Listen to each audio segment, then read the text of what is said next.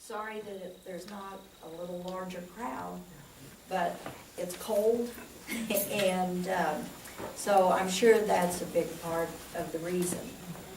But I'm real honored to have Andrea Turner as our speaker, and I think I'll just go ahead and turn it over to you. Oh, I wanted to say too, our next program will be March the 13th. And it's going to be from Alan Patton, who's from Ziegler. And it's going to be about the coal mines in Williamson and Franklin County. It should be a really interesting program. So get your neighbors, get your friends, and haul them in. And so without further ado, thank you, Cookie.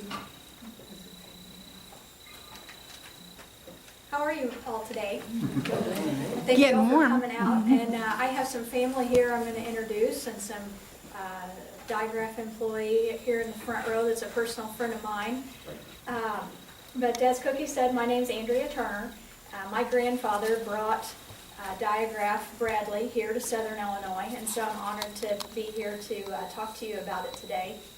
And I have a lot of notes because Mr. Dan Finke, who has also worked at Diagraph for, as far as I know, the vast majority of his career.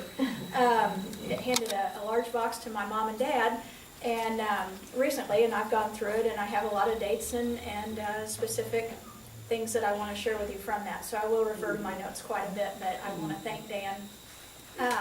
My mom and dad are also here, Jeff and Betsy Turner, my Uncle Jim, my dad's brother, and my grandma, Dorothy Turner, who also spent her career at Diagraph. So my maternal side of the family owned the company, and my paternal side of the family contributed to the company, my grandma for a long time, and my Aunt Rosie as well. So I want to thank you guys for being here.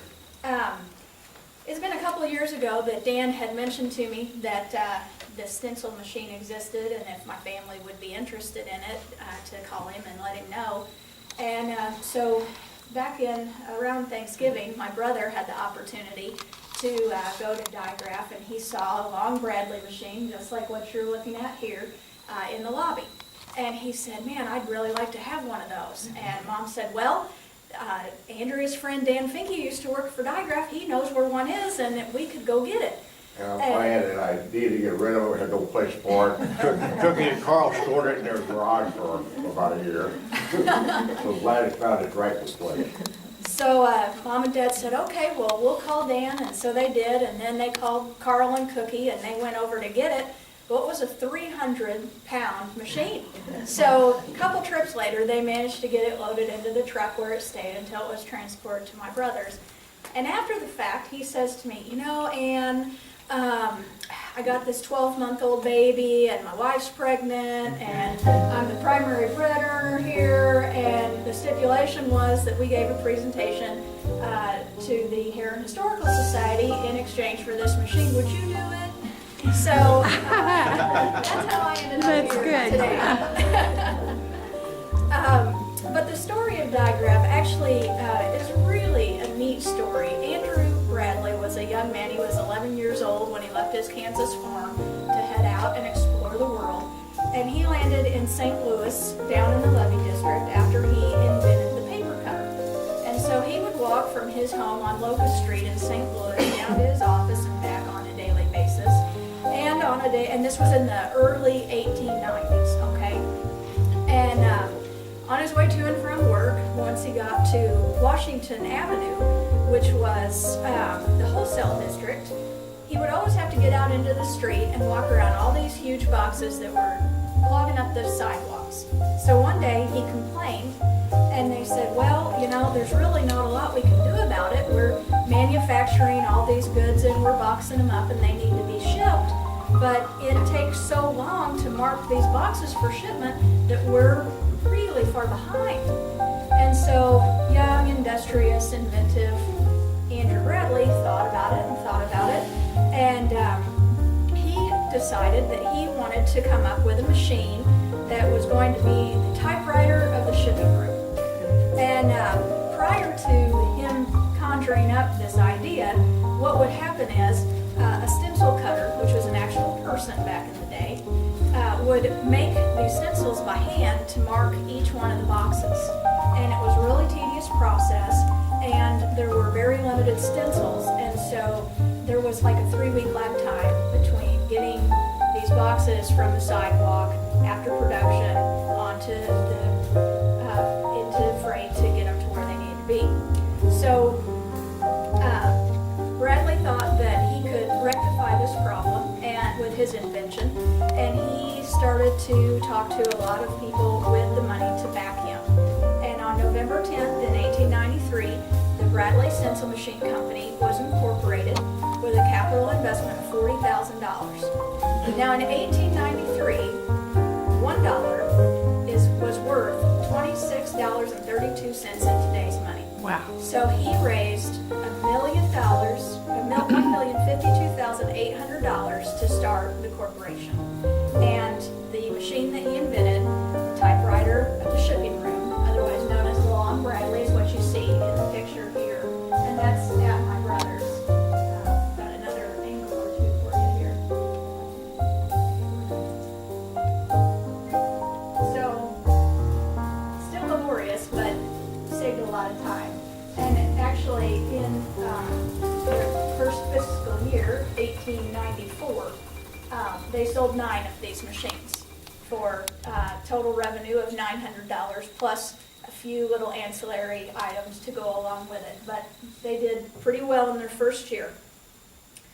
And they really picked up steam during the next several years, to the extent that the Franklin Institute of Philadelphia recognized the stencil machine as the outstanding invention of the year in 1900, and the Long Bradley received the highest award at the World's Fair in 1904 in St. Louis.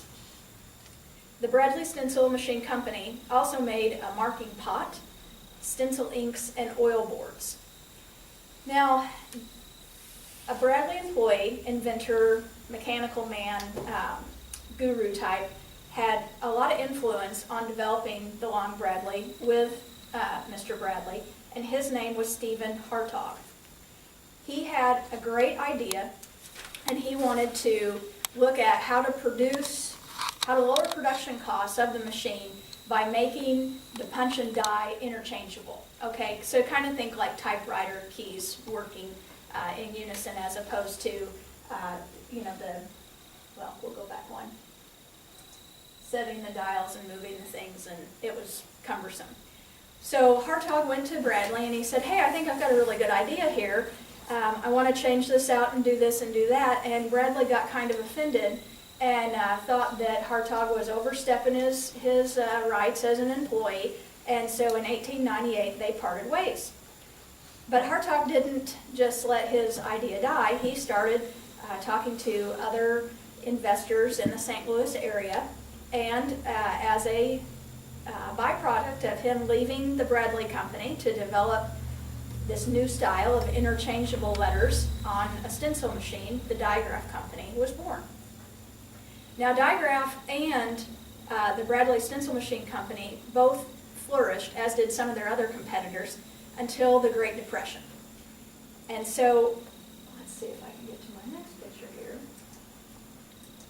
This is my grandfather, James Watkins Brigham, and he started working at the Diagraph Company in 1913. And he kind of did everything. He worked in shipping, he worked in a lot of the different departments. But in 1915, he took charge of the sales department, and by 1928, he purchased the company. So now, 1929, the Great Depression hits, and also in the 1930s, Andrew Bradley died. and the majority of the Bradley Stencil Company was left to his sister, Margaret. In 1937, my grandfather bought the Bradley Stencil Machine Company, and the Diagraph Company then became known as the Diagraph Bradley Stencil Machine Company. Now, can you imagine adding a .com behind that today? It would be kind of long. And it was a mouthful, but it worked really well, and it was quite an achievement given the fact that in 1937 they were still deep in the throes of the Great Depression, and the industry's production as a whole for a year was, during that time of the Great Depression, was half of the production of what Diagraph did in 1 month alone in 1943. And so just a few years later, they were doing double the amount of production that was being done in the entire year's worth in the entire industry during the Depression. So that's pretty impressive that they were able to do that. In 1944, during World War II, Diagraph made parts for the B-29 Super Fortress that we used to bomb Japan. And in 1947, moved to Southern Illinois. Now, Diagraph Bradley's facilities were housed in the old ammunition plants that were in Crab Orchard Wildlife Refuge, and they were leased from the U.S. Department of the Interior. And the size of the building is approximately, from what I understand, about 200 square foot. So they moved a lot of production here. 100,000 square feet. 100,000 square feet? Okay. Now you heard it from the experts here. They know a lot more than I do, so Like a please. roller skate on the I ramp. would say that's a lot of awesome. walking. Yeah, no kidding. That would have been fun as a kid, for sure. But one of the really neat things that happened to Diagraph was in 1954. They created the roll-it-on system for stencil making. And the rest of the industry just really thought that it wasn't viable, that it wasn't going to work, that Diagraph was out of their mind, but it was something that they produced, developed, thought up, etc. And so the competition didn't take them seriously at all, and that allowed for Diagraph to be able to really take the lead position in the industry, because the roll-it-on system for stencil making really took the market by storm and made that entire process a lot easier than it ever had been. So it really allowed them to have a lot of success in the marketplace. And so during this time, my uncle, J.R. Brigham, Jimmy, you guys probably have known him if you're from Herrin or been around Herrin for any length of time. He was kind of the face that you all knew for a really long time, because my grandfather, who brought Diagraph to the Ordell area, passed away in 1965. And so when people think of Diagraph, a lot of those people think about my Uncle Jimmy. Well, he was working at IBM during this time, and he was a salesman, and he actually sold Barnes Hospital their first set of computers, which is kind of a neat little factoid. But so my grandpa called him, and he said, Jim, I really need you to come down to Herrin and help me at Diagraph. And so JR left his post at IBM and moved his family down here to Herrin, and they purchased a home at 509 South Park Street, which is the current location of Mary's Restaurant. So if you've had dinner there recently or in the past at all, that's where he lived for a number of years before moving to Carbondale, and then we had the business there, and Energy is still there today. So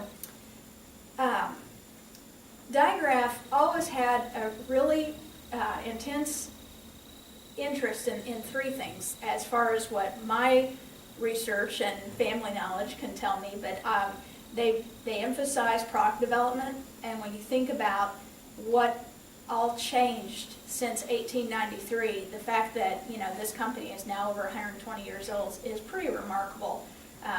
They went through industrializing as a nation, Great Depression, the advent of technology. It'll be interesting to see what happens with 3D printers. I read an article this morning that Amazon is wanting to outfit all of their delivery trucks with 3D printers, and so it will definitely continue to be an industry that is ever changing. But the fact that they've been so successful over the years was due to their commitment to advancing technology and their willingness to change as a company as new products developed. In addition to that, and they had a tremendous commitment to their customer. They offered preventative maintenance and loaner machines when any machine was down. I thought this was kind of neat because these are some old sales brochures that the salesman carried. But this one here on the back, and it's in this one too, it's just not as nicely preserved, but it shows their service policy, and they, free of charge, would send the guys out to service the machines to make sure that they kept working in good order for as long as the life of the machine, which back in that day was a very, very long time. So, that would be really nice today if somebody would come service my computer for free or my washer and dryer for free, just to continue to have that good relationship with the customer. And then if there was a machine that needed extensive repair, where they were going to have to take it back to the shop and work on it, they gave that company a loaner machine until they could get it fixed. So I thought that was really neat. And a couple of other things, I'm going to pass these around and you can look through it. This right here is that roll-it-on, which kind of shows you how, it went from big stencils that they had to use magnets to put on barrels and, tape in place on boxes and things like that to a real handheld type of thing. And then in this one here,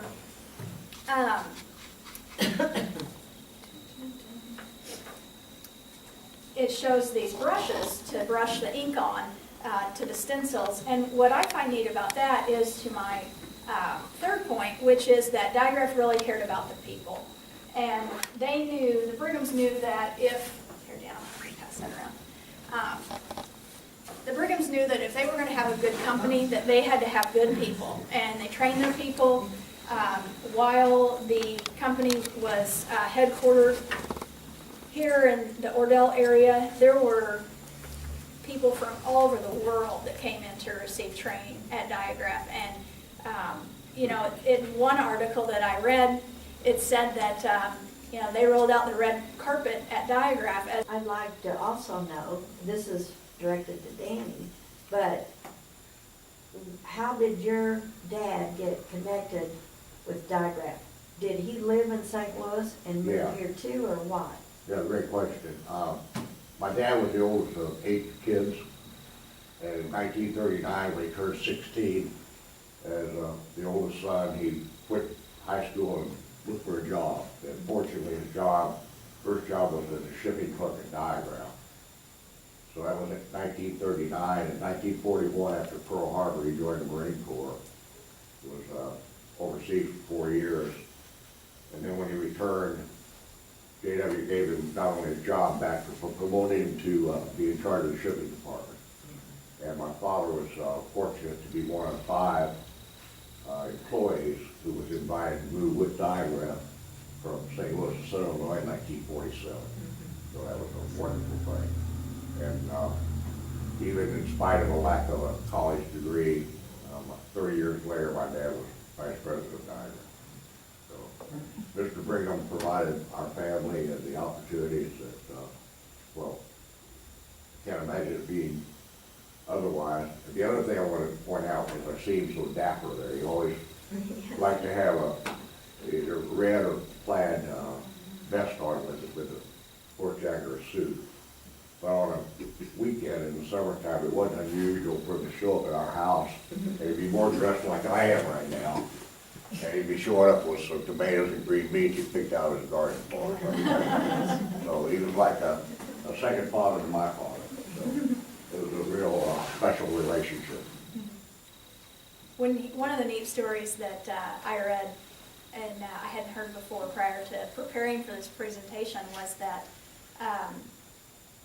in the stencil machine world back in the early 1900s, it wasn't a real kind environment. The companies weren't so nice to each other, and Diagraph didn't have a real great relationship prior to my grandfather buying it with some of the folks they did business with. And when he bought it in 1928, that was one of the things he said he was going to change. And so he had all of these businessmen come into St. Louis, and he wined and dined them and made friends and, did his thing, which he was just a very charming guy.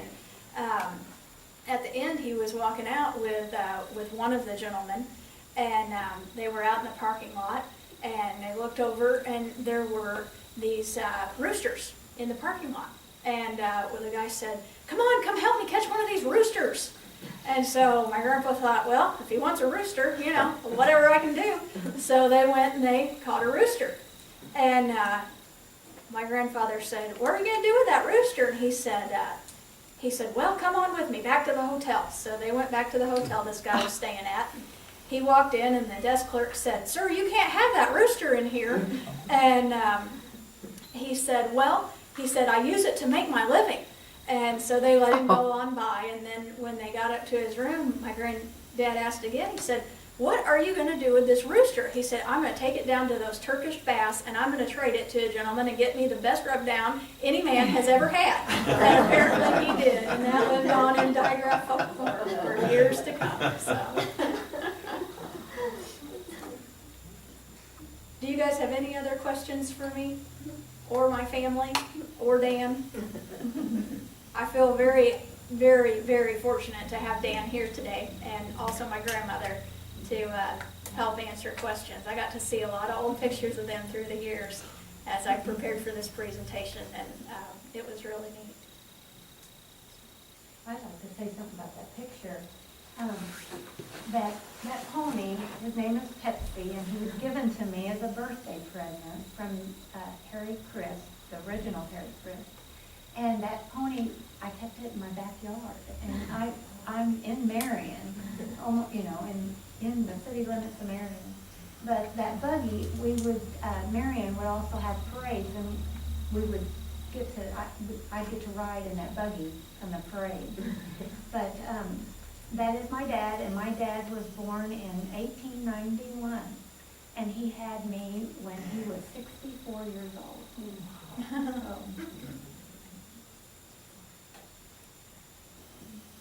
He died when I was 6. He lived it full, though. Uh-huh. He lived it full. How old was your mother when she passed away, or was she still living? Or? No, she's gone. She was 94. She passed away in 2011. Mm-hmm. But she was 40 when I was born. He was 64 and she was 40. She always said that her mother died very young of a stroke when she was 62, and then she found out not long after that she was pregnant with Mom, and she said, you know, when God takes one away, He replaces it with another, and that Mom was her gift. So, so that was always really neat. But I would always aggravate her and say, so I was an accident. And she would get mad and say, no, not at all, you were a blessing. And I never felt like an accident. well, thank you all for the opportunity to be here today. It's an honor to talk about Diagraph and all the great people that made it what it is today. I really appreciate it. And my brother appreciates the stencil machine.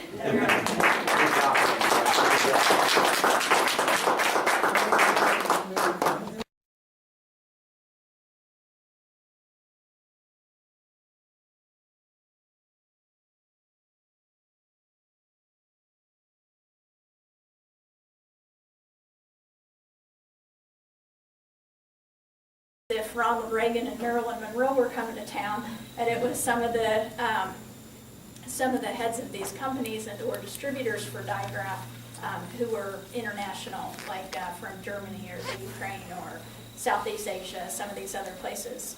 But And Dick, I just chime in and say that one of the great attributes of Mr. J.W. Brigham, he was a great host and a wonderful person who made everybody feel so welcome, and everybody always looked forward to the next time they could come to Southern Illinois, because it was always an event, and a lot of fond memories resulted from it. So he was a real entertainer and a real hospitality guy. I've heard that from several people, and I didn't have a chance to know my grandfather, obviously, but I'm very proud of the man that I know of him to be, from not only my family, but a lot of people who worked here in the area with him, and have a lot of nice words to say about him as well. One of the things that I wanted to share with you related to how Diagraph, not just my family, the Brighams, but everybody at Diagraph. You know, there were so many people that led to the success of this company. It wasn't just because they had good leadership, or it wasn't just because of this or that or whatever. It was because of everybody. They had great people that were really committed to that culture, to that product, to that company. It was a really family atmosphere, but they were very committed to the customer. And in one of their, this is kind of cute, they printed the Digest as their quarterly newsletter. It says, "What is a customer? A customer is the most important person ever in this office, in person or by mail. A customer is not dependent on us, we are dependent on him. A customer is not an interruption of our work, he is the purpose of it. We are not doing him a favor by serving him, he is doing us a favor by giving us the opportunity to do so. A customer is not an outsider to our business, he is a part of it. A customer is not a cold statistic, he is a flesh and blood human being with feelings and emotions like your own, and with biases and prejudices. A customer is not someone to argue or match wits with. Nobody ever won an argument with a customer. A customer is a person who brings us his wants. It is our job to handle them profitably to him and to ourselves." And I think that really speaks to the attitude of the company as it relates to how they felt a customer fit into the grand scheme of their business. And I'm sorry to jump around here, but I did want to get those passed out to you so you could start looking at them. And I mentioned the brushes a few minutes ago whenever I started to hand them out. And, you know, Diagraph was able to do a lot of things for a lot of people, not only here in Southern Illinois, but throughout the United States and throughout the world.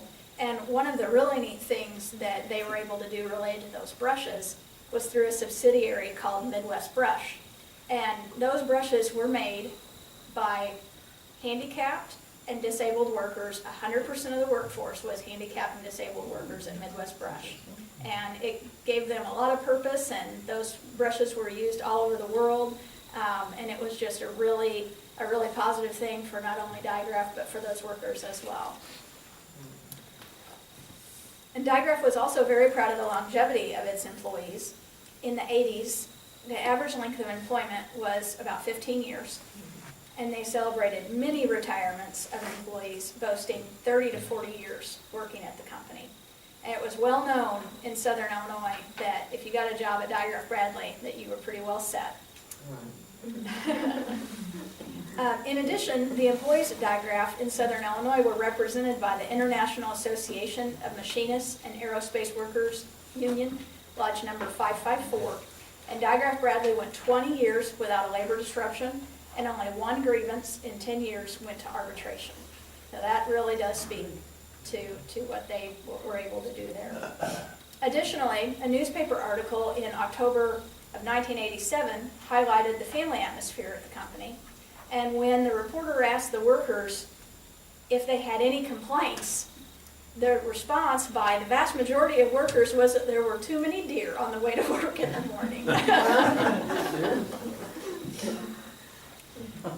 Now, I don't have any financial figures to share with you, other than, mentioning the $900 in first-year sales and that startup capital that I shared with you. But I can tell you that at the end of fiscal year 1984, the top salesman generated $822,000 in sales. So $820,822 in sales. And so that particular salesman sold what represented almost $2 million worth of sales in today's money, which was very, very good. My grandfather, James Watkins Brigham, died in 1965, as I mentioned earlier.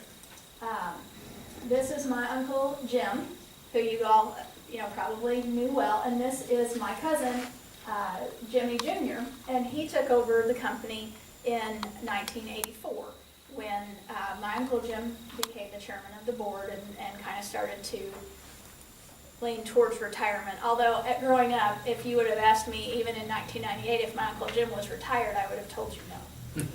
So, I'll share with you one more picture and then give you a couple more interesting little tidbits of information. So my grandfather, Jim, he really liked to collect buggies. And I have to be honest with you, I didn't know this until about a week ago. But this was one of his buggies, and these buggies lined one of the walls at Diagraph down in Ordell area. He had a whole lot of them from what I understand. And my Uncle Jim sold them to the Amish when he passed away in 1965. But in this particular buggy, it's being led by Pepsi, which was Mom's pony that was given to them by Mr. Chris, original. And this is my grandma, Ethel Brigham, and that's my mom. So I think that was on a Christmas card, but that wasn't planned. Oh, and Blackie Joe. Oh, there's a little puppy too, Blackie Joe, the little beagle dog. He was a fox hunter, and they were very philanthropic. They co-founded the sailing club at Crab Orchard Lake, and had a lot of extracurricular activities, duck hunted, and did a lot of things like that as well here in Southern Illinois. They had a golf league at Diagraph, which I'm a past golfer, so I think that's pretty neat. And did a lot of, company picnics and down at the lake and things like that. But by 1982, Diagraph Bradley had 32 U.S. outlets, and they operated in Canada, Europe, the Scandinavian countries, Japan, Southeast Asia, Australia, South America, and China. So it was a worldwide production for them. And in 1983, if you remember what the economic environment was like in '83, it was not so good. And my Uncle Jim wrote this letter to the company, and I'd like to share it with you. It says, as 1983 begins, seemingly overwhelming problems the world over continue to plague people everywhere. The rare and fragile freedom enjoyed by most of us is constantly embattled or is being crushed in distant places like Poland, Afghanistan, and Vietnam. In the USA, decades of labor and management overindulgence, aided and abetted by the government, have helped make us non-competitive in many of our basic industries. Failing to deal sensibly with these problems has caused staggering unemployment, a record number of bankruptcies, and the like, plus a burden of federal debt that boggles the mind. But all the news is not bad. Interest rates and inflation are falling, the economy seems to be turning for the better, but most important, all segments of our society are beginning to realize that we must pull together in a true partnership and set aside special interests if we are to survive in freedom. What does all of this litany mean to Diagraph? 1982 was not a great year, or even a good year, and yet we managed to meet our commitments in all areas, even though strained somewhat in the process. 1983 and the rest of the decade will provide the greatest challenges this company has ever known, yet I face a future with confidence, knowing that we have the people, the products, and the organization, and the will to work together to meet our immediate and long-term goals. And I read that because, really and truly, it doesn't sound a whole lot different than today. And it's the environment that as business owners we face day in and day out, whether it's the cost of doing business in Illinois, which is very high, or whether it's finding qualified employees, whether it's dealing with all of the problems that we have in our economy, in our government. But regardless of what year it is, we all always have those, and Diagraph was able to continue to persist through all of that, and that is the mark, in my opinion, of a truly great company. I'm very proud of Diagraph and what my family was able to do. In 1993, Diagraph celebrated 100 years at Herrin Italiana, and I believe that Mr. Finke here went to Congress. Is that right? Just the state level. Okay, will you tell us what you did there? I mainly complained about the workers' comp association, because we weren't competitive compared to Missouri. They weren't listening. Well, in any But we had a event, great celebration, and it was, your uncle and myself and another employee were able to ride down the street in a convertible. So it was a fun Herrin Fest for us. It was one of the earlier Herrin Fests as well. We were Awesome. An early corporate sponsor. it was, looked like they had quite the celebration that year, and a lot of Herrin businesses really were wonderful in tipping their hats to Diagraph. If you were a Diagraph, you You learn to work hard, but also play hard. That's a very good frame of mind. But in 2001, the family sold the company to Illinois Tool Works, although it does continue to make its mark today as one of their subsidiaries. Over the years, Diagraph's customers were vast, and they included the United States government, Boeing, Del Monte, Procter & Gamble, Kraft Foods, Nabisco, Anheuser-Busch. They worked with the U.S. Department of Agriculture because they developed a special purple ink that was edible and used to brand cattle and also brand meat. So they really had a very diverse product line, everything from stencil machines all the way up through, different types of ink. They were one of the first companies to really care about recycling and refuse. I don't know if it was because, it's in vogue like it is today, but they had an ink that you could kind of roll on the box that would mask whatever stencil marking had been there before, where you could reuse the boxes. Lots of really neat brushes and pins that were, like when you write Christmas cards today and you get the pretty ones with the gold or the silver marking, and you kind of have to get, hit the tip a couple of times before the ink will flow. They had that type of markers that they used on boxes, and had lots of different things, but it's changed a lot over the years, and still though today when you walk in the building, it still smells exactly the same as it did when my mom was little. So that is all I have, but do you guys have any questions? I'll do my best to answer them. I have one. How did they get to Southern Illinois? Did someone from Herrin go up there and say, oh, come down here and look at us? Or was there a family tie that brought them here, or what? Well, when Diagraph was in St. Louis, they moved buildings a number of times, to the extent that my grandfather said, I'm an expert at moving machinery and I really don't ever want to do it again.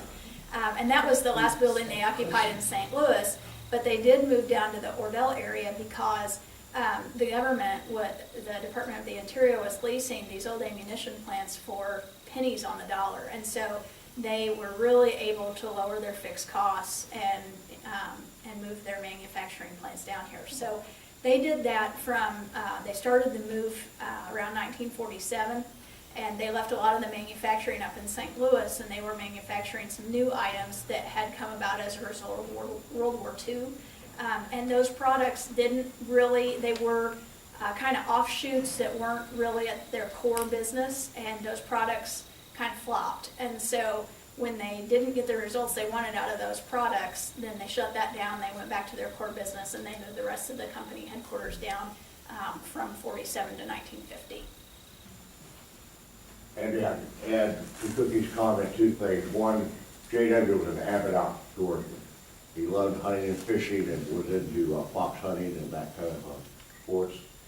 And at the same time, because of the industrial complex that was desired to fill with that industry, then the same group of folks was actively recruiting companies to move to Southern Illinois. The same ones that were able to get Norge to move to Herrin were actively going to St. Louis and seeking out an audience and helping convince the situation. So, combination of things. But he dearly loved the outdoors, and it was a real treat for him to. He even leased additional land adjacent to Diagraph and raised cattle next to it. And he had horses out there. We call it an area of the factory that was not ever used, but for cold storage, we actually called it the barn, because that's where the horses and the cattle people sit. Yeah. I can add to that. I lived in Carterville, and my neighbor across the street, he took care of the ponies. That was his job. I don't know if you remember him. His last name was Scobie. Yeah. The Bellrigger. I grew up there across the street from him and his mother. And I thought that was so interesting that I didn't know anything about that at all. I didn't know anything about Diagraph till I started working there, So that was neat. I knew about that actually because my aunt on my mom's side, which sounds strange, but it's confusing, and so I'll leave the details to another day. But she was really into horses, and she would sneak out with her babysitter to the barn, and she would say, "Freeman, help me load these horses up and let's go race them at DuQuoin." And we'd say, "Oh, Missy, you're gonna get me in trouble, you're gonna get me in trouble."